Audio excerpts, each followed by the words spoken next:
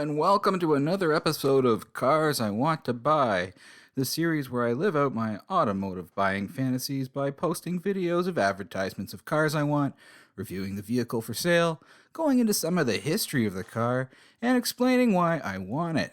Of course, I never buy any of these cars because I have no money, and even if I did, I still have nowhere to put them. Today's feature vehicle is a cutie patootie of a 1973 AMC Hornet being sold by PJ's Auto World in Clearwater, Florida. The price is $17,900, which seems a pretty handsome sum, but in today's market, I won't even bat an eye because prices be crazy.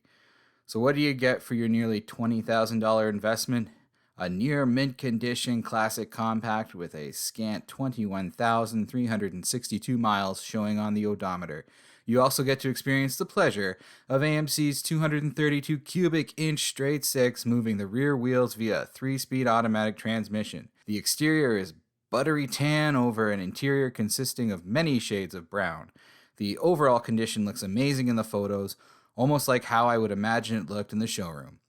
If you were ever in the market for one of these cars and you didn't care how much money you spent on it, this would be a top contender for your affections. The Hornet nameplate can trace its history back to the early 1950s with the fabulous Hudson Hornet.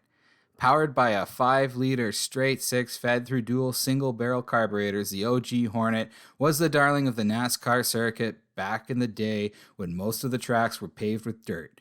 Fast forward to 1969, and Hudson has since merged with Nash Calvinator to form American Motors Corporation, and since the demise of Studebaker in the mid-1960s, has started making a name for itself as the other white meat domestic automotive manufacturer.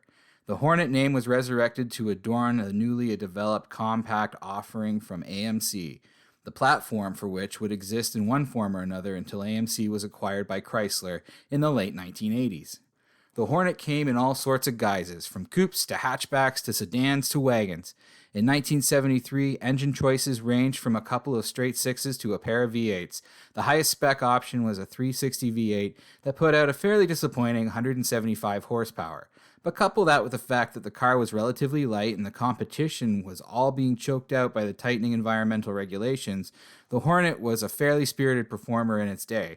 In fact, in a Popular Science comparison test of domestic V8 compacts, a 304-powered Hornet had the best acceleration and best of fuel economy when compared to the Chevy Nova, Plymouth Valiant, and the Ford Maverick.